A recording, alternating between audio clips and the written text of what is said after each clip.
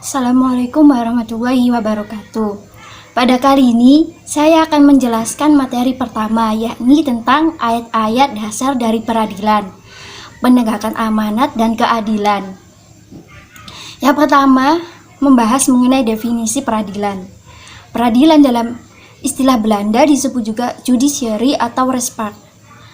Maksudnya adalah segala sesuatu yang berhubungan dengan tugas negara dalam menegakkan hukum keadilan. Menurut Subekti, pengertian peradilan yakni segala sesuatu yang berhubungan dengan tugas negara untuk menegakkan hukum dan keadilan. Dalam Kamus Besar Bahasa Indonesia, peradilan diartikan sebagai segala sesuatu mengenai perkara peradilan. Peradilan juga dapat diartikan suatu proses pemberian keadilan di suatu lembaga.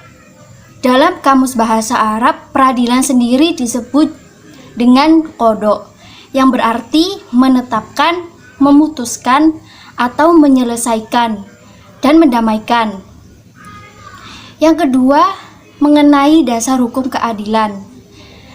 Dalam Al-Quran, terdapat pada surah Al-Ma'idah ayat 42. Bismillahirrahmanirrahim. Sam'una lil-kadhiba akuluna lis-suhuti fa in ja'uka fa'ahkumu bainahum aw a'ridu anhum wa in tu'ridu anhum fala yadulluka syai'a wa in hakamta fa'ahkumu bainahum bilqis innallaha yuhibbul muqsitin, yang artinya mereka itu adalah orang yang suka mendengar berita bohong, banyak memakan yang haram.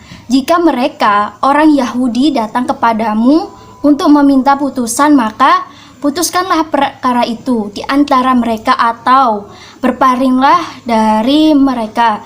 Jika kamu berpaling dari mereka, maka mereka tidak akan memberi mudarat kepadamu sedikit pun. Dan jika kamu memutuskan perkara mereka, maka putuskanlah perkara itu dengan adil.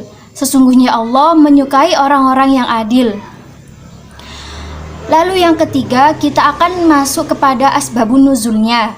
Asbabun nuzul dari Al-Ma'idah ayat 2 yakni berkenaan dengan orang Yahudi yang menghukum pezina dengan mencambuknya dan memoleskan arang ke wajahnya.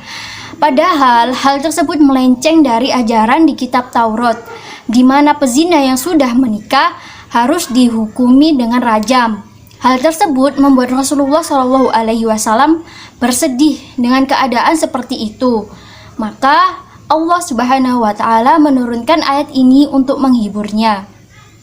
Selanjutnya, kita akan membahas mengenai munasabah Al-Ma'idah ayat 42 beserta tafsir menurut ahli. Munasabah Al-Ma'idah ayat 42, di mana ayat sebelumnya membahas tentang sikap orang Yahudi yang sangat senang mendengar berita bohong serta suka mengubah isi Taurat.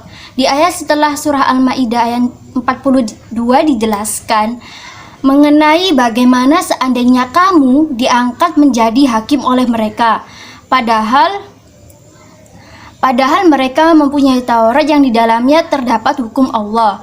Kemudian mereka berpaling dari putusannya, maka mereka adalah salah satu gambaran orang yang tidak beriman. Tafsir Al-Muyassar Kementerian Agama Saudi Arabia. Orang-orang Yahudi itu menghubungkan antara mendengarkan kedustaan dan memakan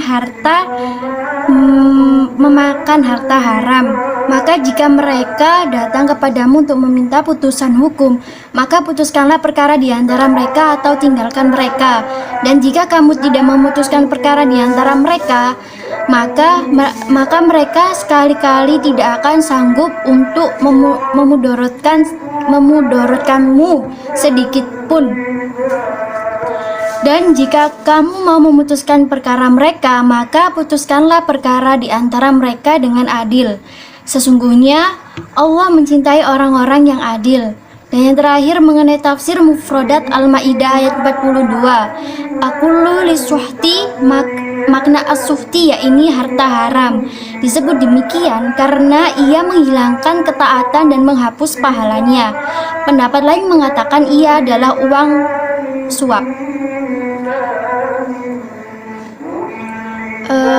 Fa in ja'uka fahkum bainahum au arid anhum. Jika mereka orang Yahudi datang kepadamu untuk meminta putusan mereka, maka putuskanlah perkara itu di antara mereka atau berpalinglah dari mereka. Dalam ayat ini disebutkan dua pilihan bagi Rasulullah antara memutuskan perkara mereka atau berpaling dari mereka. Para ulama berijma bahwa wajib bagi para qadhi atau hakim muslim untuk memutuskan perkara antara orang Islam dan orang kafir zimmi apabila mereka mengangkat perkaranya kepadanya. Sekian dari saya. Wassalamualaikum warahmatullahi wabarakatuh.